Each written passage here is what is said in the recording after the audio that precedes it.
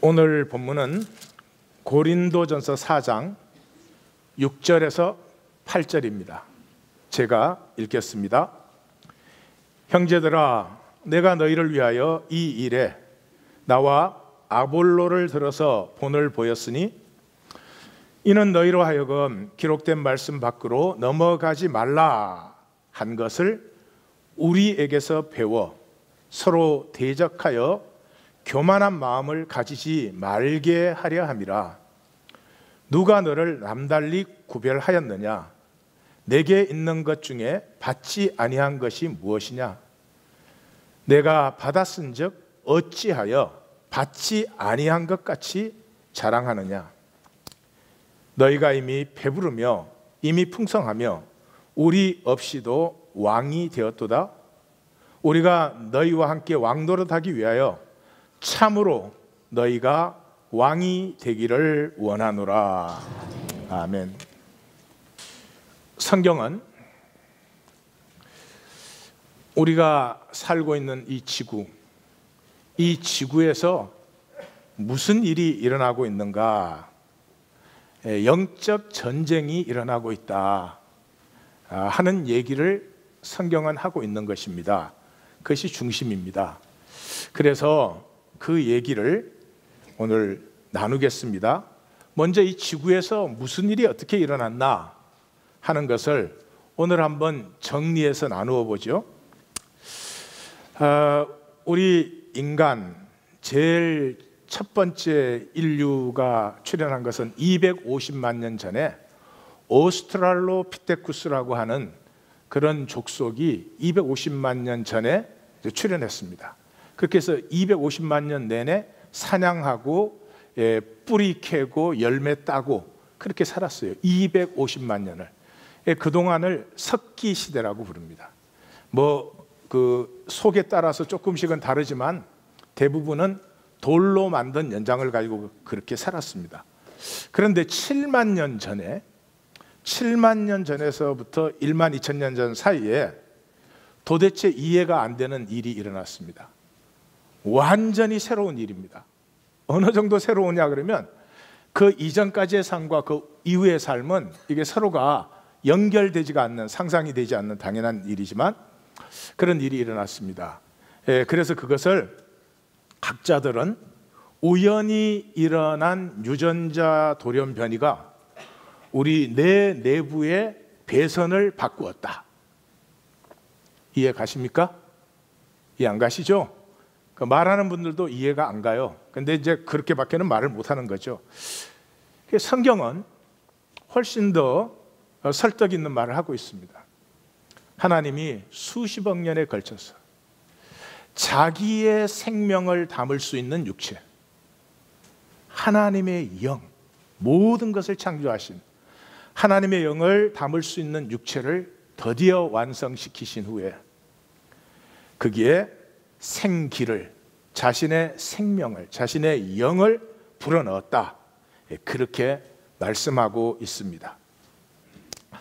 어쨌든 12,000년 전에 이 현생 인류 호모사피엔스는 아프리카를 떠나면서부터 인류 25속이 다 멸종하고 전 세계에 있는 대부분의 거대한 짐승들은 다 멸종했다 하는 걸 우리가 이미 보았죠. 그때 출현한 것이 언어입니다. 언어.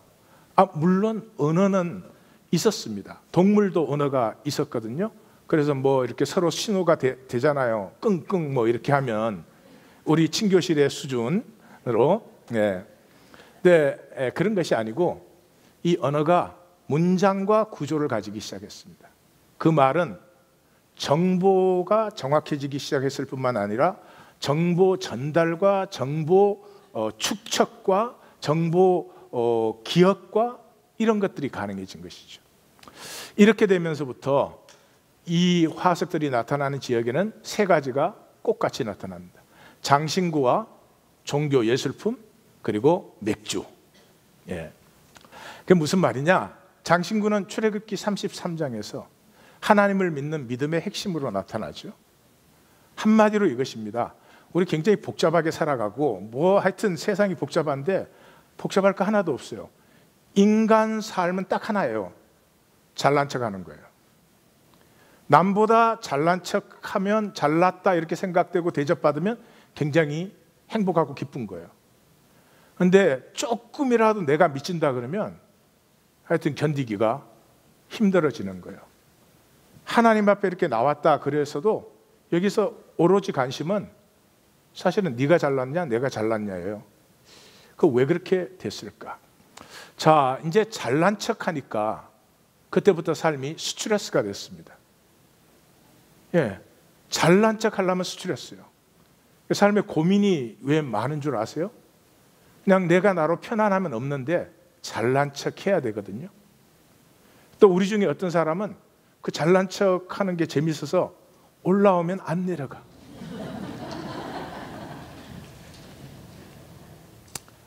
잘난 척하면 삶이 그때부터 스트레스예요. 스트레스에는 두 가지가 필요해요. 종교와 맥주가 필요해요. 여러분들 오늘도 삶에 스트레스가 많으니까 여기 나오셨지, 스트레스가 전혀 없다 그러면 여기 안 나오셨을 거예요. 근데 잘 나오셨는지는 생각을 해봐야 돼. 왜냐, 여기는 또 스트레스를 풀어주는 게 아니라 나오면 스트레스를 이야. 어쨌든 예수님은 이걸 한마디로 표현하셨죠. 산상수훈 핵심에서 뭐라고요? 우리의 삶 전체가 사람에게 보이려고. 사람에게 보이려고. Do you have anything else? 그런데 이 사람에게 보이는 것을 제일 잘하고 열심히 하는 사람들이 종교인이다. 그것도 예수님의 말씀이죠. 마태복음 23장에 종교인이 하는 모든 것은 사람에게 보이기 위해서 하는 것이다. 그러므로 그들의 말은 듣지만 그들이 행하는 것은 절대로 본받지 말라. 우리도 짚어봐야 될 말씀이에요.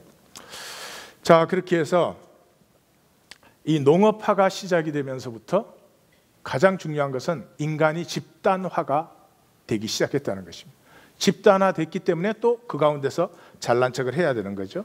그렇게 해서 4250년 전에 최초의 제국이, 사르곤이 일으킨 아카드 제국이 일어납니다. 수메르의 도시 국가들을 다 점령해서.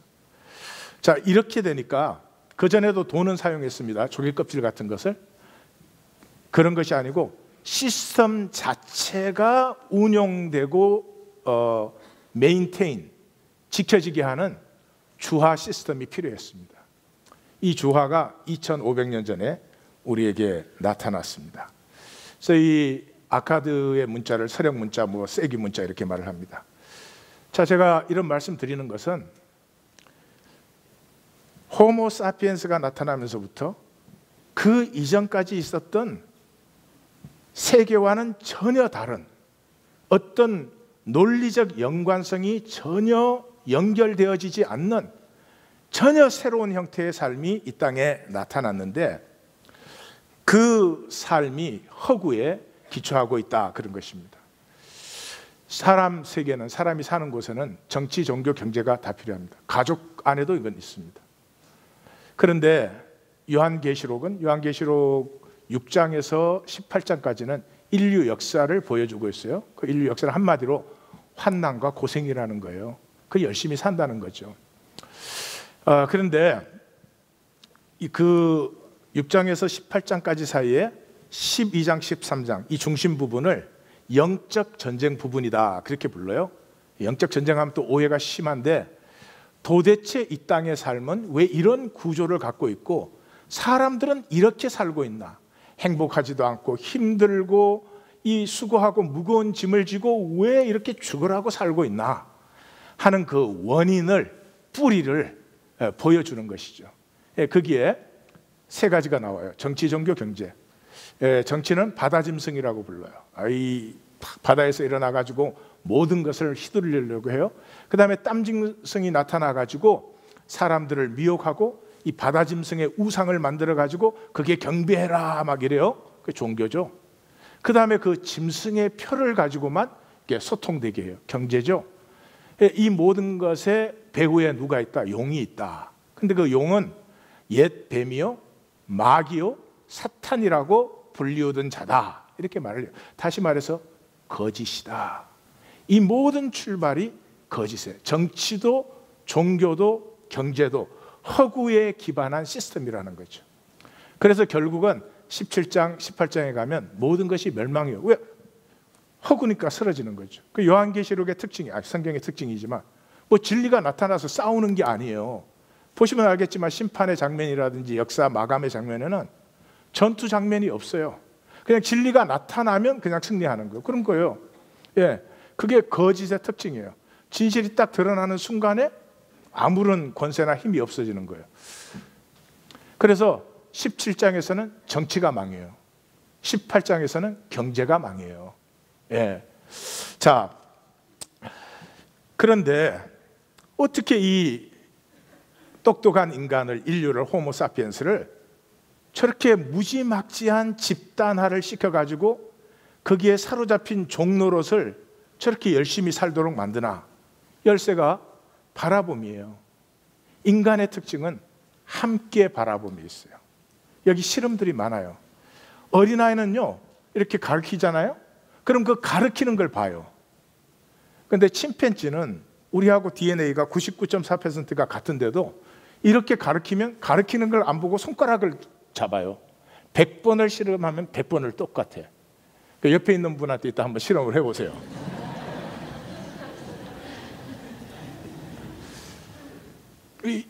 단순하죠? 인간의 가장 고상함과 위대함이에요.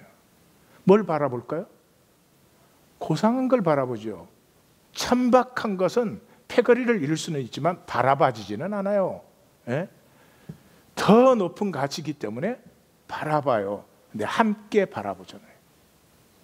그래서 인간의 이 집단화에는 이 높은 것을 같이 바라봄으로 출발되었는데 문제는 뭐냐 그러면 그것을 거짓으로 사용하는 거예요. 허구예요. 명분적 사용만 하는 거죠. 그래서 인류 역사의 모든 문화, 모든 민족, 모든 집단은 전부 평등과 자유를 선포합니다. 그러나 단 한 그룹도 평등과 자유가 있는 데는 없어요. 인도의 카스트 제도도 그런 거 아니에요. 아리안족이 인도를 점령하니까 인도 반대 그 원주민 인구가 얼마나 많아요. 그거 어떻게 통치를 해요? 그러니까 계급 제도를 딱 만들어서 밑에 계급은 바로 위에 계급에 절대 복종하도록. 근데 그게 인도만 카스트 제도가 있나요? 지금 우리 자본주의가 그거 아니에요. 우리 레벨보다 상위 소유자들에게 우리가 절대 순종하고 있습니다. 회사에 고용됐는데 회사에서 시키는 대로 안 할 수 있습니까? 네, 말만 다르지. 우리는요, 그 모양만 바꾸고 본질은 하나도 바뀌지 아니한 것을 우리는 마치 굉장히 발전된 삶을 사는 것처럼 이런 착각을 가지고 있죠. 이 똑똑한 인간에게 저게 어떻게 통했을까 궁금하지 않으세요? 어떻게 카스트 제도가 통하나? 지금 우리에게도 통하고 있지만 간단합니다. 역사에 어떤 해프닝이 일어나요. 예. 왜 유럽 사람들이 배를 띄웠을까요? 또 학자들은 우연히 그렇게 됐다 그래요. 근데 제가 보기에는 우연은 아니에요. 왜? 유럽은 지중해를 중심으로 한 지역이잖아요. 지중해는 사실은 호수예요, 호수. 그러니까 항상 배를 띄워서 살던 사람이니까 어느 날 지중해 바깥으로도 배를 띄웠죠. 그래서 아프리카에 도착을 했더니 그 고대 제국에는 가장 그 귀한 커머디티가 노예입니다, 노예. 노예가 제일 비싼 것이고 노예를 많이 가지고 있는 것이 이 부를 결정하고 권력을 결정하는 거예요. 근데 아프리카 갔더니 이게 뭐 공짜로 막 잡아올 수 있잖아요. 그래서 잡아왔어요. 근데 한 번 잡아왔으면 그걸로 끝나. 그런데 그렇게 돈줄이 생겼는데 한 번만 잡아오겠어요? 또 잡아오고 또 잡아오고 반복을 하는 거죠. 그걸 통해서 뭐가 일어났어요? 백인이 흑인을 지배하는 구조가 생겨났잖아요. 그럼 구조를 유지하려면 법과 제도를 만들어야지. 법과 제도를 만들어서 살다 보면 그 다음 세대는 어떻게 돼요? 그게 당연한 건 줄 알아요. 그래서 그 전체 세계관이 그런 세계관으로 이루어져 버리죠. 그래서 보셔야 될 것은 우리가 현재 가지고 있는 정치, 경제, 사회 구조가 진리에서 나온 것이 아니다 이 말이죠. 진리에서 나온 것이 아니다 그 말은 우리의 본성과 상관이 없다.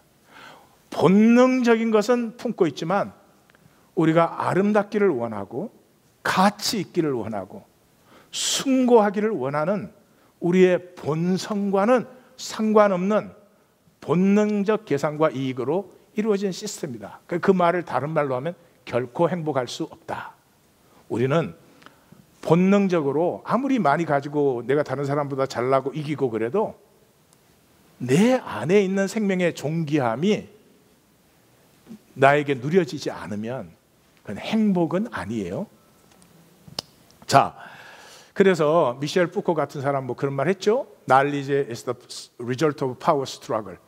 이긴 자의 논리가 진리요, 항상.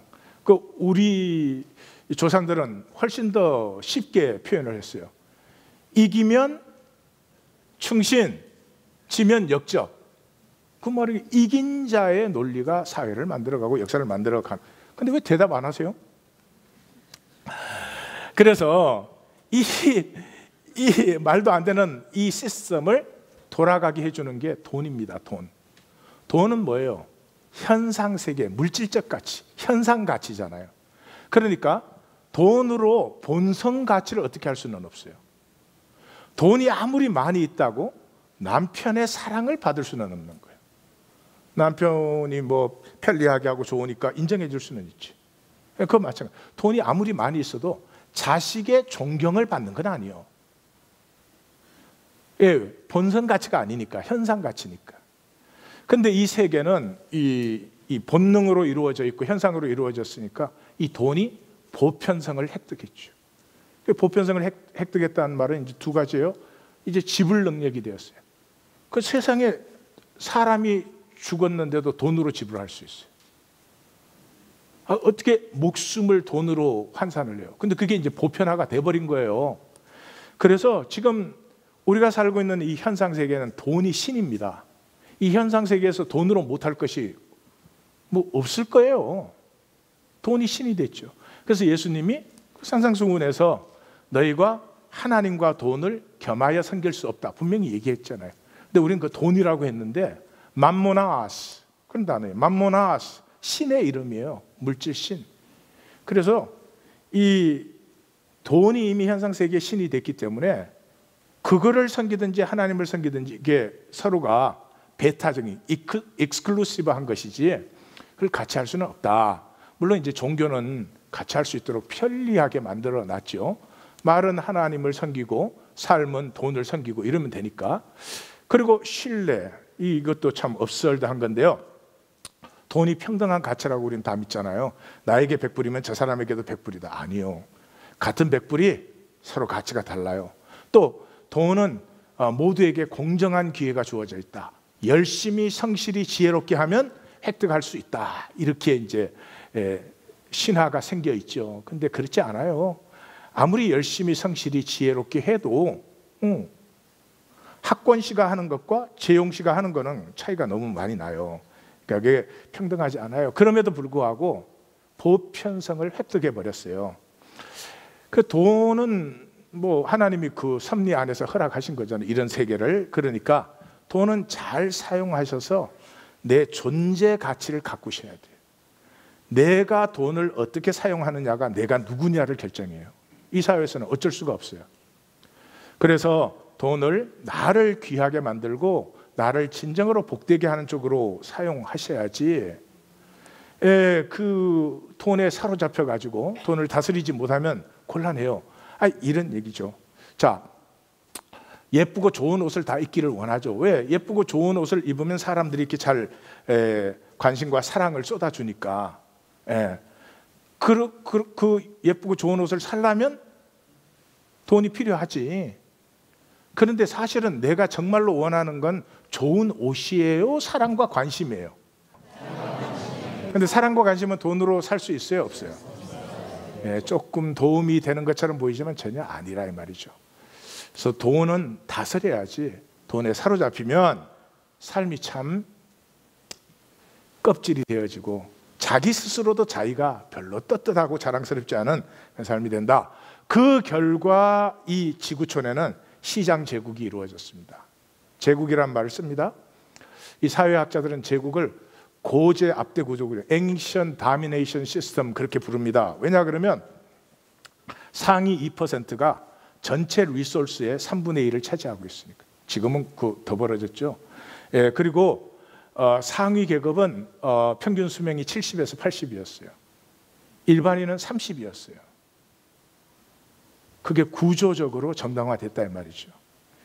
예, 그래서 이 제국이라고 하는 집단화의 총화를 이룬, 세계화를 이룬 것을 제국이라고 하는데, 지금 우리에게 있는 마켓 엠파이어, 시장 제국은 가장 강력한 제국이에요. 왜냐 그러면 자체 면역 기능을 가지고 있기 때문에. 전에는 이제 상부와 하부의 차이가 너무 늘어나면 혁명이 항상 일어났어요. 근데 지금은 그때보다 차이가 더 큰데 혁명이 안 일어나요. 전에는 왕후장상이 씨가 따로 있냐 이랬어요. 그런 혁명이 일어났는데 이제는 그럴 수가 없어요. 왜냐 그러면 데모크라틱 캐피탈리즘은 모든 사람에게 이론상 자유와 평등을 주었어요. 누구도 교육받는 걸 막지 않아요. 태어날 때 고유한 인간으로서 권리가 똑같아요.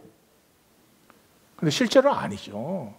그러니까 자유와 평등이 주어졌는데도 못 사는 건 누구 책임이요? 누구 책임이요? 자기 책임이요. 그래서 혁명이 자체적으로 완전히 그 면역 체계가 되어 있는 시스템이 이 데모크라틱 캐피탈리즘이에요. 그래서 프란시스 후쿠야마 같은 사람은 이것이 인류의 최종 시스템이다, 뭐 그런 말을 하는 거죠. 자, 이런 얘기를 제가 하는 것은 이것이 멸망을 향한 질주라는 것이죠. 이것이 인류를 완성시키고 행복하고 모두가 함께 피어나는 그런 길이 아니고 멸망의 길이다. 그래서 요한계시록의 6장 세계 역사가 시작하는 6장 2절이 이기고 또 이기더라. 왜 그런지 알 수가 없어요. 하여튼 우리는 그거 하나밖에 없어. 요 조그만한 교회에 모여도 내가 너보다 잘나야지, 너보다 못난다 그러면 그만 기분이 상해. 자, 이렇게 질주하고 있는 이 세계 속에 지금 우리는 어디를 향해서 가고 있습니까? 초인을 향해서 가고 있습니다. 이제는 부의 차별이 생물학적 차별이 되어버립니다. 무슨 말이냐? 저는 요즘에 왜 길가메시 얘기를 사람들이 그렇게 많이 하나 의아했어요. 근데 최근에 알아낸 것이 2005년에 길가메시 프로젝트가 이미 출발이 됐어요. 길가메시는 영생을 찾으러 간 사람이잖아요. 그러니까 생명공학, 이 안에 프로젝트 안에 3가지가 들어있어요. 생명공학은 뭐 DNA 조정하고 이런 거예요. 사이브 보그 공학은 기계와 생체를 연결시키는 거예요.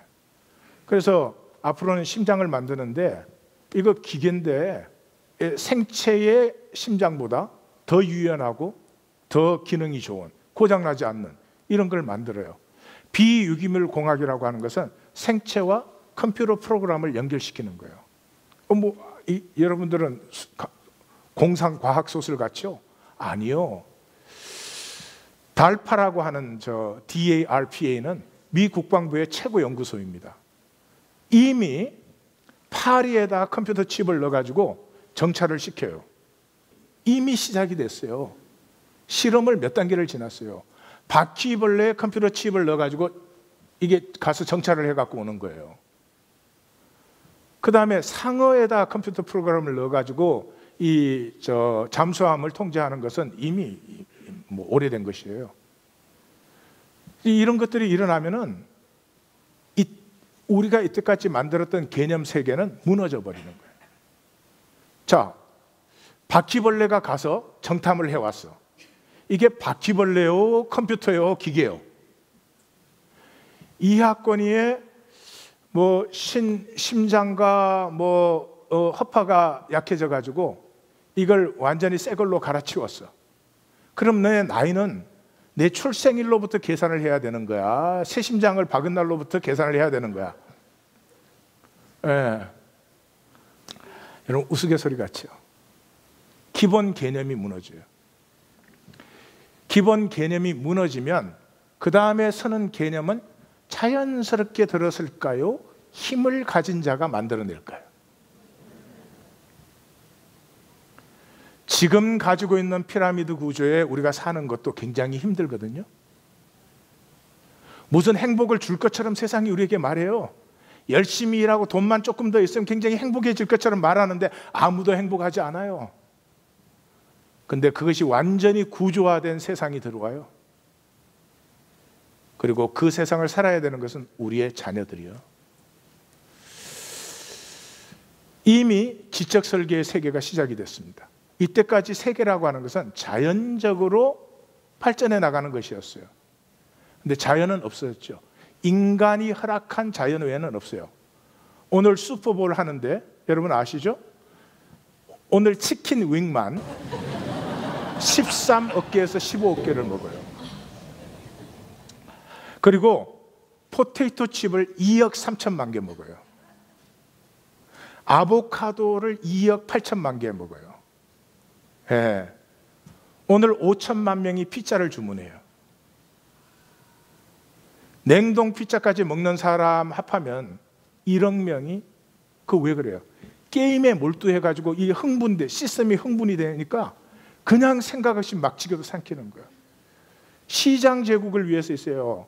슈퍼볼이 두 팀 간의 축구 경기라고 생각을 하시면 You are naive. 이 시장 제국이 만들어낸 거예요. 그러면 내일은 이 미국에서는 1,650만 명이 이 배탈이 나서 출근을 못 합니다. 그 흥분해서 막 집어넣었으니까. 이 정확한 통계 1,650만 명.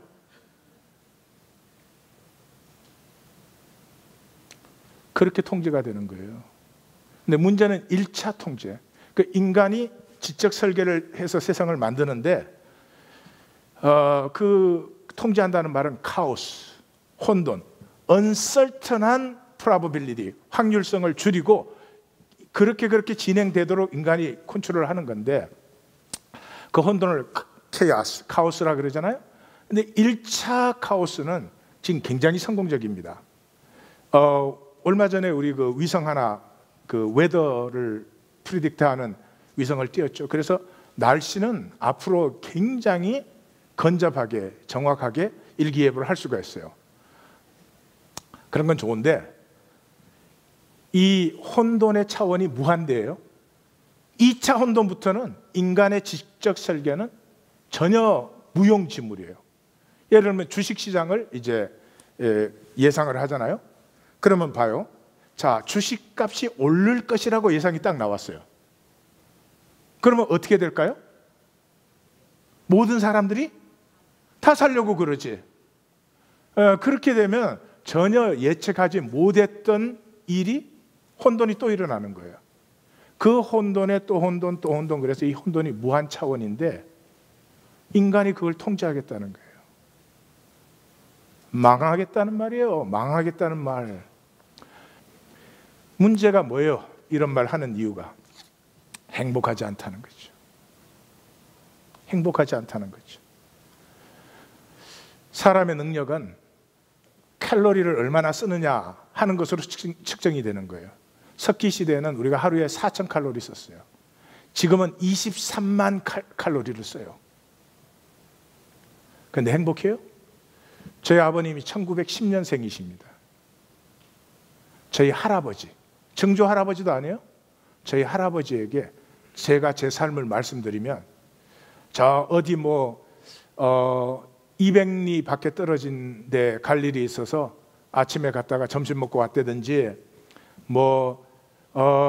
겨울에 과일 먹고 싶으면 냉장고 열면은 과일이 있다든지 더우면 에어컨을 켜고 추우면 그 히팅을 튼다든지 이런 말을 하면은 저희 할아버지는 그건 새빨간 거짓말이라고 생각해요. 그럴 수는 절대로 없다. 꿈보다 더 풍요하고요. 우리가 상상하는 것보다 더 편리하게 살고 있는데 문제는 행복하지가 않아요. 우리 콜롬비아 대학에서 이번 학기에 7명 자살했잖아요. 콜롬비아를 들어갈 수 있는 학생이면 이 세계 어디에서든지 자기가 필요한 일을 얼마든지 할 수 있는 역량이 갖춰진 사람이죠. 근데 왜 죽어요? 왜 죽어요? 행복하지 않으니까요. 여러분 아십니까? 지금 세계에서 제일 비참한 나라가 ID입니다. IT. 저기에 뭐 지진까지 나가지고 엉망진창입니다. 그런데 ID의 자살률과 OECD 국가의 자살률을 비교하면은 몇십 배가 아니라 몇백 배입니다. 또 이면에서는 우리 한국, 중국, 일본 이 동양 삼국이 또 불굴의 이 상위권을 유지하면서 너무나 사이좋게 잘 가고 있죠. 무엇인가요? 이쯤 됐으면 무엇가 도대체 잘못된 것인지 이제는 우리 스스로 정직하게, 생각이 아니고요, not thinking but heart, 고요한 시간 정말로 하나님 앞에 나아가서 주님, 나는 내 인생을 어떻게 살고 싶은 것입니까? 한 번밖에 못 사는 이 절대적인 삶에서 나는 도대체 누구가 결국은 되는 것입니까? 그걸 물어야 할 시간이 온 것이죠. 드디어 오늘 본문으로 들어가겠습니다. 오늘 본문은 6절에서 13절까지는 교만하여 자랑하지 말라, 14절에서 21절까지는 말이 아니고 능력이다 하는 말이에요. 자, 교만하여 자랑하지 말라 하는 데는 사도 바울이 기록된 말씀 밖으로 넘어가지 말라 이렇게 말을 해요. 그 기록된 말씀은 구약 말씀을 얘기하는 것이기도 하지만 사실은 이미 사도 바울이 말씀을 6개를 이미 인용해서 얘기를 했습니다. 그 6말씀이 바울이 그 기록된 말씀 중에 가슴에 꼭 새겨가지고 있는 이 고린도 교회를 향한 말씀이죠. 그걸 보면은 첫 번째, 두 번째 말씀은 사람의 지혜와 총명은 멸한다. 그 다음에 자랑하는 자는 주 안에서만 자랑하라. 그러니까 야, 인간 거 자랑하지 말라 그런 말이죠. 그 다음에 세 번째, 네 번째 것은 하나님이 자기를 사랑하는 자를 위하여 예비하신 것, 그 줄이면 섭리예요. 하나님이 자기를 사랑하는 자를 위하여 예비한 것은 우리가 보지도 듣지도 생각하지도 못한다. 그러므로 우리에게 배워라. 우리는 그리스도의 마음을 가졌다. 그러니까 너 잘난 척하지 말고 우리에게 배워. 그것이 세 번째, 네 번째 말씀이요. 그다음 다섯 번째, 여섯 번째 말씀은 또 세상 지혜는 자기 끼에 빠지게 하는 거야. 자기는 열심히 잘 살겠다고 사는 건데 자기를 자꾸 불행하고 가치 없게 만들어요. 그래서 살아갈수록 열등의식은 심해지고, 열등의식이 심해지면 겉으로 드러내는 게 또 허황스러워져야 되고 악순환이 일어나는 거죠. 그래서 지혜 있는 자들의 생각, 사람의 그 지혜 있는 자의 생각은 다 헛것이다. 그러니까 정리해보면 이런 거죠. 자랑하지 말라, 또 뒤에도 자랑하지 말라, 그리고 가운데 우리의 본을 받으라 이렇게 되어 있어요. 그러니까 여기 자랑하지 말라라는 말은 단순히 윤리적인 얘기를 하는 것이 아니고 사도 바울에게 있어서는 이것이 영성의 삶에, 하나님을 알고 하나님과 함께하는 삶의 중심 부분이라는 거죠. 그래서 그 교만하지 말라 하면서 서로 대적하여 교만한 마음을 가지지 말게 하려 함이라. 자기가 이제 6절에서부터 시작되는 이 모든 부분에 너희가 교만한 마음 가지지 않게 하려고 내가 이것을 쓰는 것이다 그러면서 이어서 그러죠. 누가 너를 남달리 구별했느냐. 하나님이 누구를 구별했어요? 하나님이 누구를 더 잘나게 만들고 더 못나게 만들었어요? 근데 뭐가 잘나고 못나고가 있어요? 없죠. 그리고 어찌하여 받지 아니한 것 같이 자랑하느냐. 이 시대 역사 이래로 항상 최고의 자랑거리는 뭔 줄 아세요? 좋은 가문. 아니 지가 가문 만들어서 태어났나? 머리가 좋든지 뭐 생긴 게 잘생겼든지 하면 그 뭐 시대에 따라 다른 거니까 웃기는 허상이지만 또 좋은 가문에 태어났으면 그만큼 이 역사와 사회에 대해서 자기가 할 일이 많은 거지. 그게 무슨 자랑거리야? 그게 하나님이 은사로 주신 거 아니에요. 그런데 뭐 지가 만든 것처럼 자랑하느냐? 이 정말 웃기는 거죠. 인간 세상이 이렇게 허구해요. 예? 자랑거리 만들려고 몸부림을 치는 거지. 그래서 사도 바울에게 있어서는 이게 신앙의 핵심이에요. 로마서에서 자랑할 것이 있느냐? 있을 수가 없지. 우리 고린도전서 1장에서 시작하자마자 아무 육체도 자랑하지 못하게 하려 함이라. 이 클라이막스가 어디예요? 갈라디아서 6장에서 내게는 우리 주 예수 그리스도의 십자가 외에 결코 자랑할 것이 없으니 그리스도로 말미암아 내가 세상에 대하여 못 박히고 또 세상이 나에 대하여 그러하도다. 자랑할 것이 있으면 십자가지. 그 헛된 자랑거리, 그거 사람들이 자랑거리라고 봐주지만 잠시 그렇게 봐주는 거예요. 돌아서면 관심 없어요. 그렇게 열심히 만드셔야지. 또 그 반대편은 이거지. 자랑거리가 없으면 하도 멸시를 당하니까 멸시 안 당하려고 몸부림을 치는 것도 있겠지만은 어쨌든 그것은 못난 인생의 특징이다. 못난 사람은 자꾸 자랑거리를 얘기해요. 자기 스스로 떳떳한 사람은 자랑거리를 얘기 안 하지. 자기를 나누지. 삶이 뭐 자랑거리 내세우려고 살아. 근데 못난 인생이에요. 그 다음엔 사도 바울이 이제 꼬는 거죠. 너희가 이미 배부르고 풍성하고 왕되었구나. 너희가 영적으로 풍성하고 왕노릇 이미 하는구나. 참으로 너희가 왕되기를 원한다. 그러면 우리는 죽이려고 끄트머리에 둔 구경거리 같구나. 뭐 이래요. 이거는 이제 그 개선식을 얘기하는 거예요. 로마가 승전하고 개선식을 할 때 개선 장군을 필두로 해서 쫙 들어오잖아요. 제일 뒤에 들어오는 게 그 노예들이 그 포로들이에요. 포로들 중에 앞부분은 짐을 들고 오는 포로가 있어요. 그 사람들은 살려두는 포로예요. 그러고 나서 이제 각 가문에 뭐 이렇게 포로로 팔려가든지 그런 사람들이요. 짐 없이 들어오는 끄트머리 사람이 있어요. 그 사람들은 죽이는 사람이에요. 그 대개 콜로세움 같은 게 바울 때는 뭐 콜로세움이 없었지만은 콜로세움에서 자기네들끼리 싸우게 만들든지 맹수와 싸우게 만들든지 이렇게 구경거리로 죽이는 사람이 그 얘기예요. 죽이려고 끄트머리에 둔 구경거리 같구나. 그리고 우리는 어리석고 약하고 비천하며 줄이고 헐벗고 매맞고 정처없고 모욕받고 축복받는 것 같지만 박해받고 참고 비방받고 그렇다. 그러면서 마지막에 우리는 걸레와 때 같은 존재다. 이렇게 말을 해요. 잘 들으십시오. 우리 본을 받으라 그랬죠. 근데 그 본받은 삶이 저렇다는 거죠. 그리고 그래 너희는 지혜롭고 강하고 존귀하구나.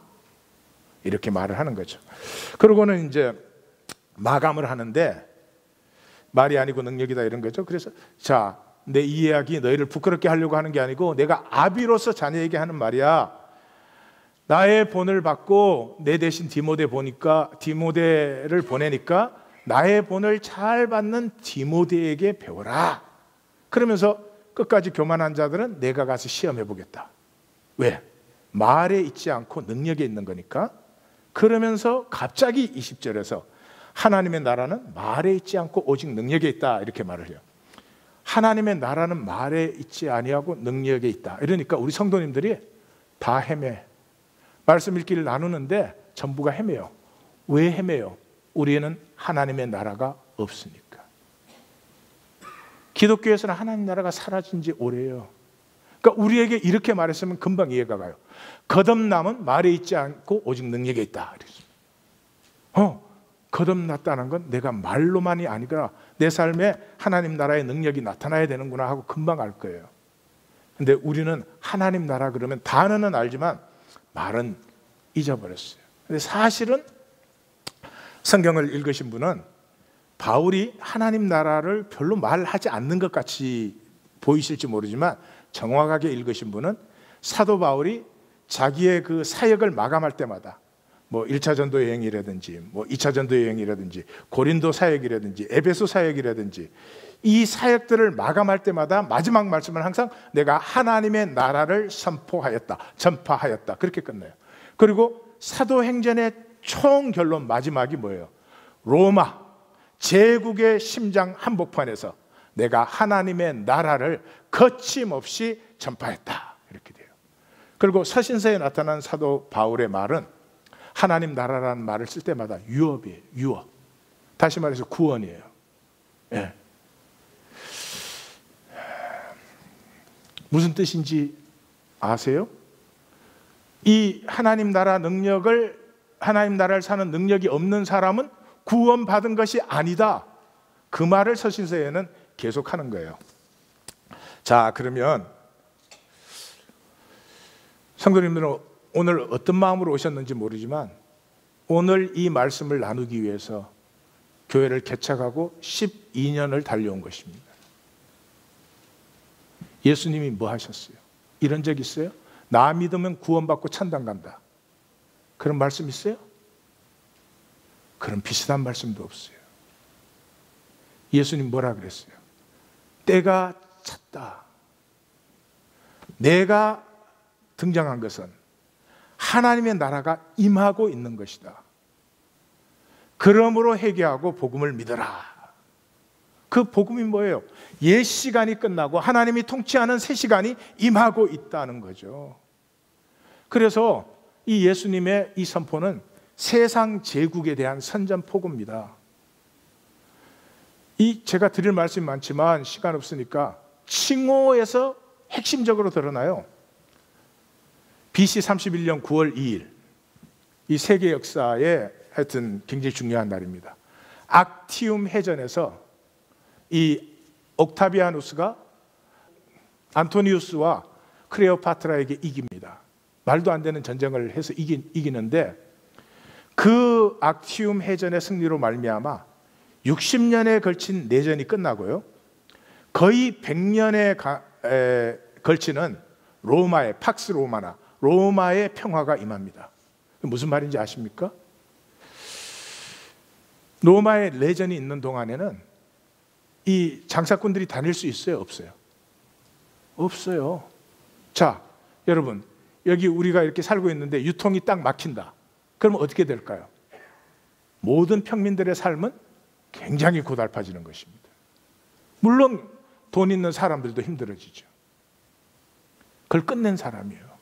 그래서 황제를 그렇게 싫어하고 반대했던 로마 원로원이 옥타비아누스를 대번의 황제로 세우고요. 타이틀을 줬습니다. Divine, Son of God, God incarnated, Redeemer, Savior of the world, God from God, Lord, Imperator Caesar DVF. DVF는 하나님의 아들이라는 뜻이에요. 이게 예수님의 타이틀이 아니었어요. 예수님 오시기 훨씬 전에 황제의 타이틀이었어요. 그런데 갈릴리에서 예수를 믿은 사람들이 저 타이틀은 황제의 것이 아니고 십자가에서 죽은 나사렛 예수의 것이라는 거예요. 이분들은 하나님 나라를 보고 만난 사람들이에요. 이렇게 억누르고 이렇게 인간을 도구화시키고 인간의 생명 가치를 조금도 귀하게 여길 줄 모르는 이 세계가 참된 세계가 아니고 한 사람 한 사람의 생명이 귀하고 함께 살아야 되는 하나님의 나라야말로 진정한 나라라는 거죠. 진정한 킹덤, 왕국이라는 거죠. 그래서 구원은 하나님 나라의 백성이 되는 것입니다. 이렇게 세상 백성으로 살면서 교회 왔다 갔다 하시면 죽은 다음에 천당 가는 그런 구원은 없습니다. 이 귀절들이 신약 전체에 가득하지만 대표적인 기절 두 개만 제가 소개를 합니다. 영접하는 자, 그 이름을 믿는 자들에게는 하나님의 자녀가 되는 권세를 주. 뭐를 영접해요? 예수님이 황제가 이 땅의 왕이 아니고 예수님이 진정한 왕이라는 것을 영접하는 그 이름을, 황제의 이름으로 모든 것이 이루어지는 것 아니에요. 그 이름으로 믿는 자들에게는 하나님의 자녀가 되는 권세를 주셨다. 무슨 권세예요? 하나님 나라를 사는 권세죠. 그리고 영생이 뭐라고요? 유일하신 참 하나님과 그가 보내신 자 예수 그리스도. 참 하나님 지금 뭐 하고 계세요? 이 세계에 하나님 나라를 이루고 계세요. 그리고 예수를 보내신 것은 이 하나님 나라의 통치, 하나님의 통치를 우리에게 세상이 계속 부정하니까. 그래서 죽기까지 그 통치를 증거하셨잖아요. 그랬더니 어떻게 해요? 죽음이 삼켰어요? 죽음이 삼킬 수가 없었죠.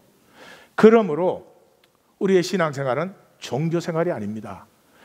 속하기는 세상에 속았는데 믿는 건 하나님 믿는다 이래야 되잖아요. 아닙니다. 하나님 나라의 군사로 택함을 받은 것이에요. 그래서 예수님의 말이 됐든 마태, 마가, 누가의 말이 됐든 요한의 말이 됐든 항상 나오는 게 뭐예요? 나를 믿는 자가 이 땅에서 받는 것은 박해와 고난이라는 거죠. 왜 박해와 고난을 받아요? 우리가 세상에 속하였다면 박해와 고난을 안 받죠.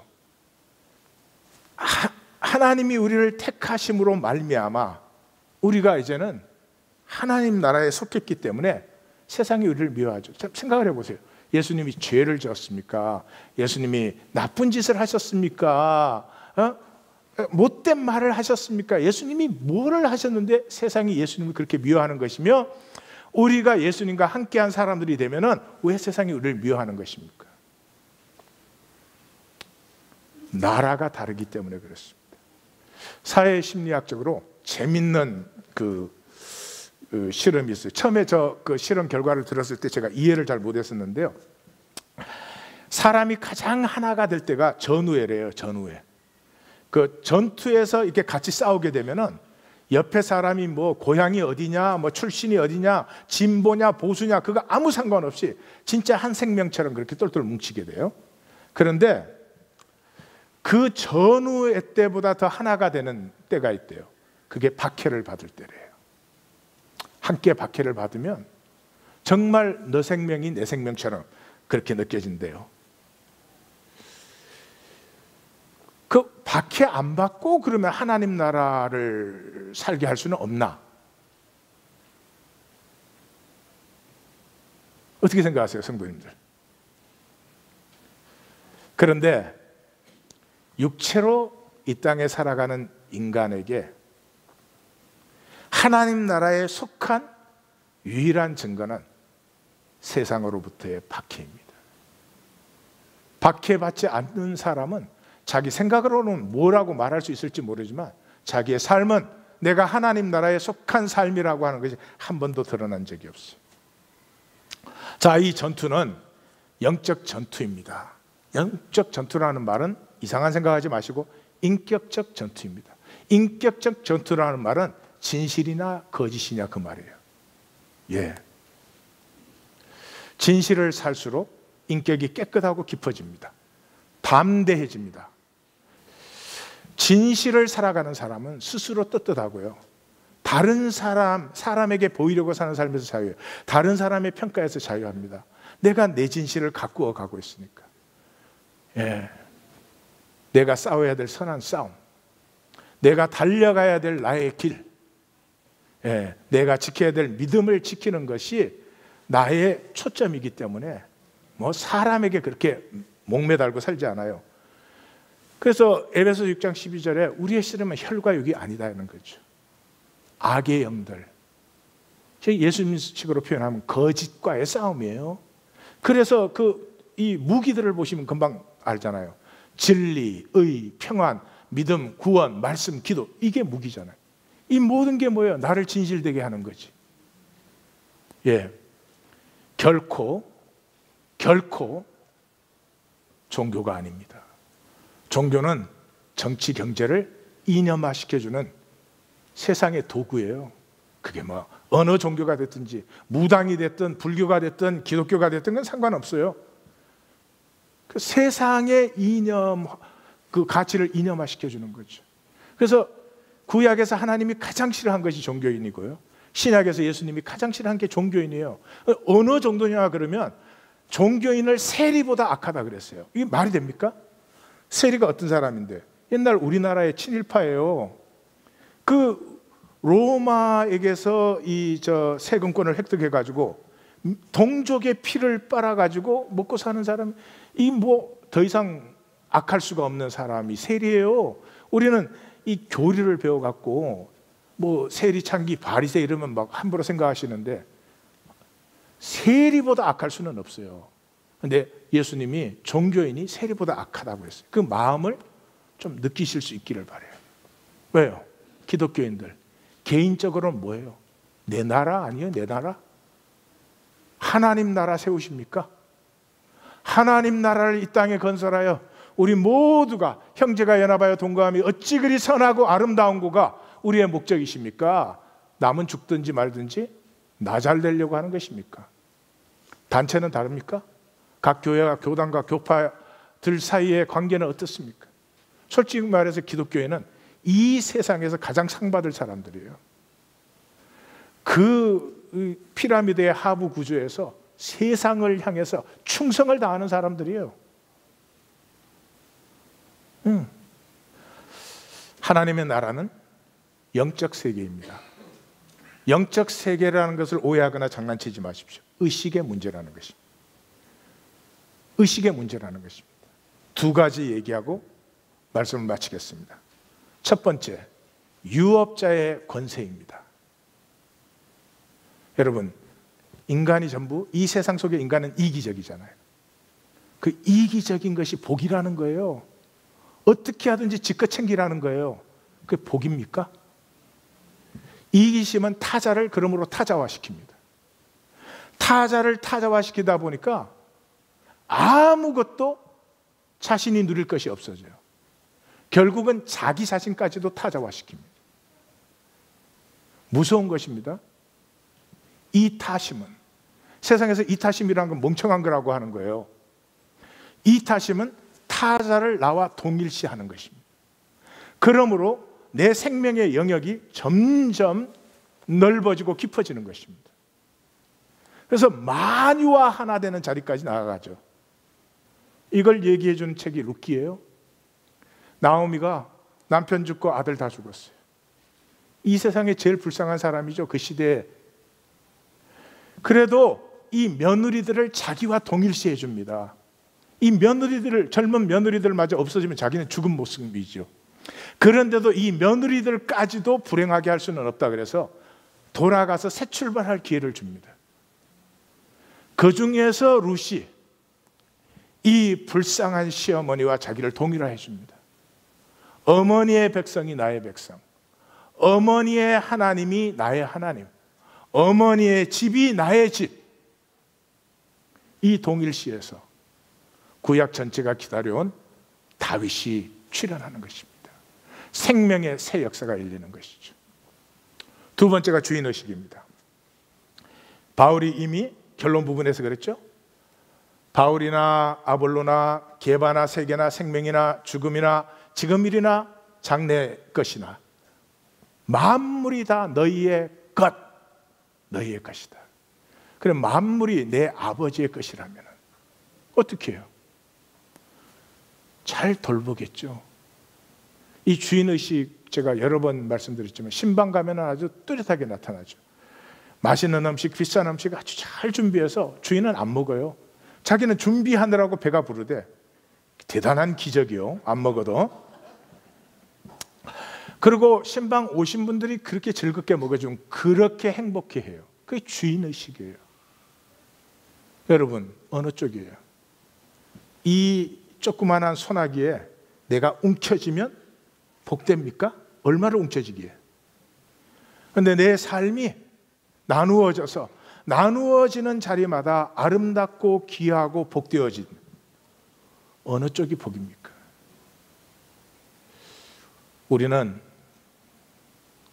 7만 년 전에 이 땅에 출현한 남이야 어떻게 되든지 나만 살아남으면 되면서 자연과 이 모든 것을 멸종시켜온 그 길을 가는 사람들입니까? 우리의 아픔을 동일시하여서 십자가를 지고 하나님의 통치를 신뢰하기에 죽음에까지 도수장에 끌려가는 양처럼 털 깎는 자 앞에 잠잠한 양처럼 나아가신 나사렛 예수를 믿는 것입니까? 우리는 거룩한 백성입니다. 세상에서 구분된 백성입니다. 기독교가 세상에서 구분되어 있습니까? 도대체 뭘로 구분되어 있습니까? 천만의 말씀입니다. 오늘 우리는 심각한 도전을 받았습니다. 세상 나라의 백성으로 살 것인지, 하나님 나라의 백성으로 부르신 주님의 부르심에 응답할 것인지, 이것은 영원을 결정하는 것입니다. 단순한 생각으로 결정하실 일이 아닙니다. 하나님 앞에 모든 것을 내려놓은 중심의 진실로 나아가서 그와 씨름하고 담판하고, 원하기는 야곱이 이스라엘로 바뀌는 역사가 우리 성도님들에게 함께 하시기를 원합니다. 기도하십시다.